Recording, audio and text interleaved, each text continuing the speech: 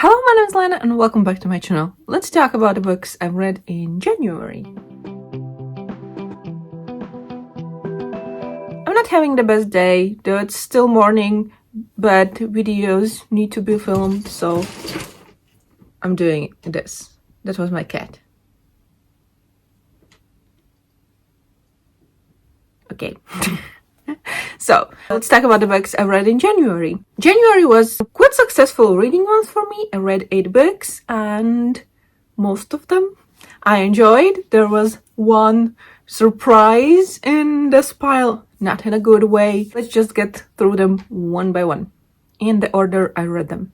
The first book I read was The Mountain Between Us by Charles Martin. As you can see from my edition, I have the Latvian edition and I have the movie cover, so there is a movie. This is a story about 2 people who survive a plane crash. They were the only 2 passengers. The pilot unfortunately passed away and they have to survive in the wilderness. The plane crashed in the mountains in winter, so it's cold. They don't have all the things, they are injured. So it is not easy. It was a really interesting book and the ending shocked me. I didn't expect the ending, but the story about the survival was really interesting. I kind of want to watch the movie now too, but I don't know how long should I wait, because usually they change some things in the movies and they are really noticeable if you watch the movie right after reading the book. I might wait a while, but I'm definitely interested in seeing how this one is played out in the movie. The second book I read was an ebook on my Kindle, and it was The Overdue Life of Amy Byler by Kelly Harms. It is a contemporary book. There is romance in it, but it is more about Amy, who is a mother. She's divorced and her children's father shows up one day and wants to reconnect with the children he abandoned years ago. And Amy is quite confused, but she agrees and she kind of takes a vacation and goes to New York and things happen there. She learns new things about herself.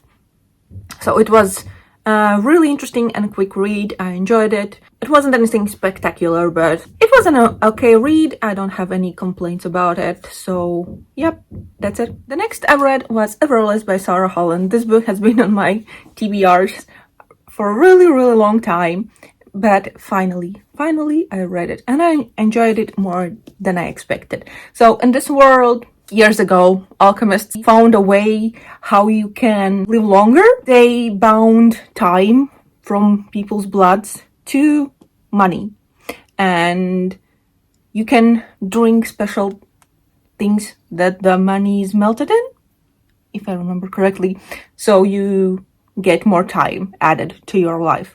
And of course, there are poor people who die faster and there are rich people who live longer. Our main character lives with her father and they are late on rent, and to save her family, her father, she goes to Everlast. That is a place, a city, I believe, if I remember correctly. Oh my god, my memory is so bad.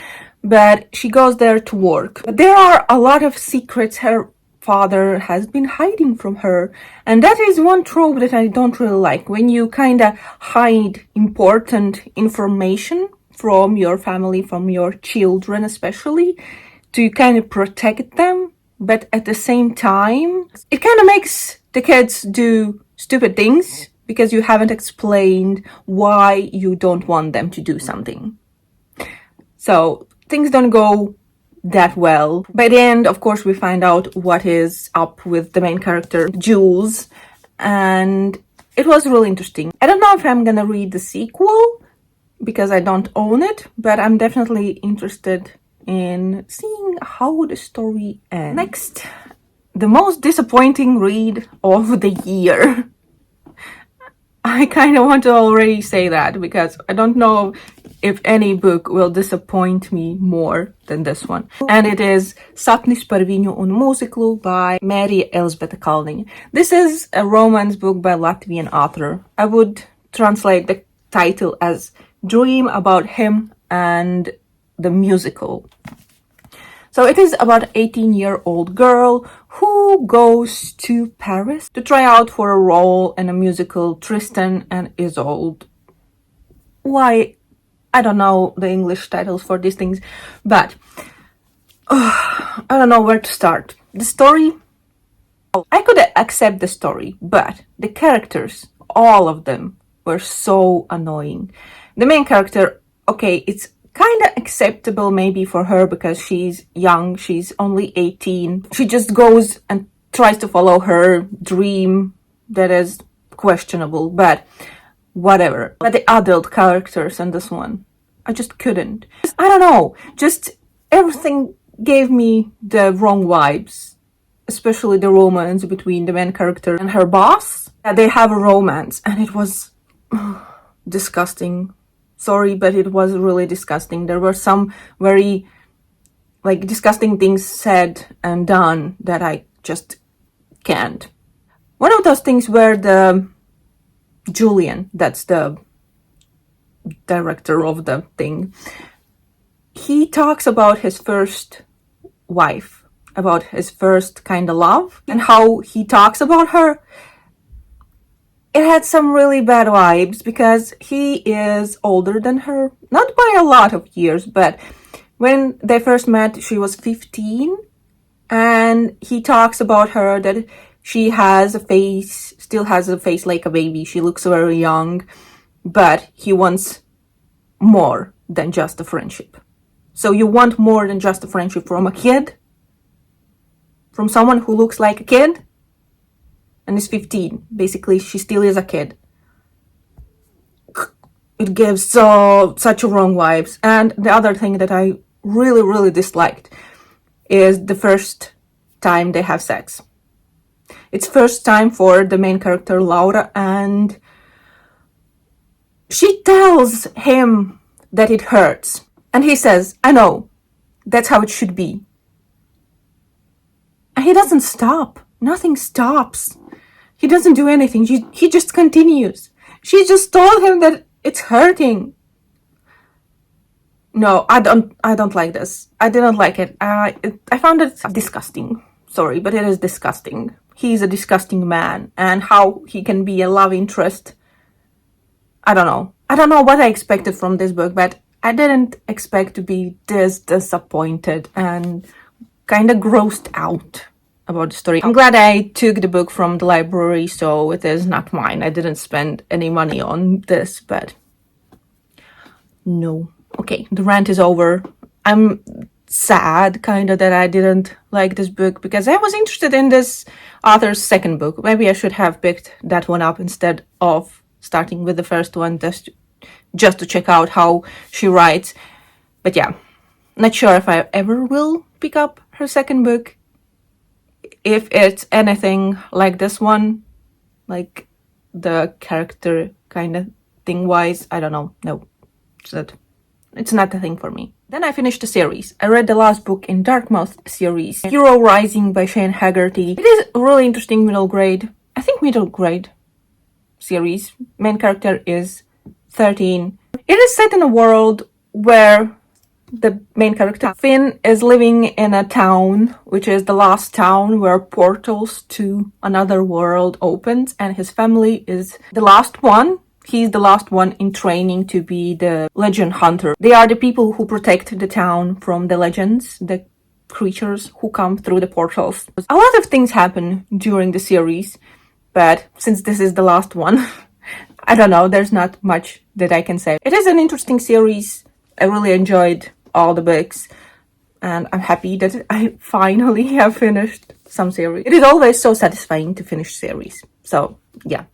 Next, I buddy read a book with Donna from Moods and Pages. I'm gonna link her channel in the description box. And we read Kerry, Soto is Back by Taylor Jenkins Reid. This is a story about Kerry Soto. She is a retired tennis player. It starts before she retired, and then it continues from when she decided to come back to defend her title, her record. It was really interesting. I don't know anything about tennis. Like nothing. I haven't seen a game ever, I think. I have seen some snippets or whatnot, but I have never watched a full game of tennis. But I enjoyed the book. It was a really interesting story, and it was really interesting exploration of Kerry's character and how she learned new things even after coming back, more about herself.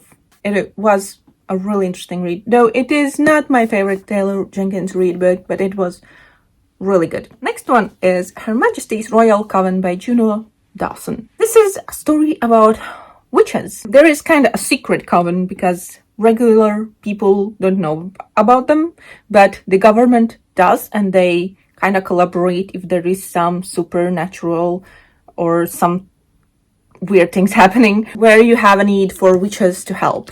There are 4 characters who have to come together because there has been this prophecy that kind of predicts bad things, and they have to work together to save the future. It was a really interesting story. I really enjoyed the world, but there was something that bothered me, and I don't know what exactly. I can't describe, but I had this feeling like something wasn't right. I still really enjoyed the story and the exploration of the different woman characters, and I really like that they are in their 30s, so grown-ass women like me. And they are all in different places in their lives. Oh, and there has been a war that they all had to fight in, like a magical kind of thing. So they have a lot of history together. But yeah, as I said, it was really interesting, and I'm definitely interested in picking up the sequel. I know it comes out this year. I don't know when exactly, but I will definitely read it. And the last one was a reread. I reread A Dowry of Blood by S.T. Gibson. This was one of my favorite books from last year, and it is still an amazing book. I reread the Fairy Loot edition. I don't know how different it is inside. I think the last part was added because I don't remember reading that one last year, but the edition I read last year was self-published, and this is a regularly published book, and I think I've heard that something was added to this one. It is a story about Dracula's bride. So one of the brides is writing their story, how they met, she met him, and how their life went together and what happened throughout the years. I really like that it spans over a really long time, throughout the history. It starts really far in the past and it comes up until 20th century, I think. I really, really liked it. Still, it is amazing book, and I think it's gonna stay one of my favorite books of all time. So this is the wrap up. I got interrupted multiple times during the filming, so I don't know how it is in the end. I hope it's okay. But yeah, these were the 8 books I read in January. I already can say that February is not going that great, but that's for the wrap up of February. I'm glad that I enjoyed most, 7 of the books I read. I enjoyed some more than others, but only one was really disappointing. So it is good. I'm happy about that. So yeah, please let me know in the comments down below. What is the last book you finished? And did you like it? But once again, these are the books I read in January. So yeah, that's it. Thank you for watching. I hope you enjoyed, and I see you in the next one. Bye!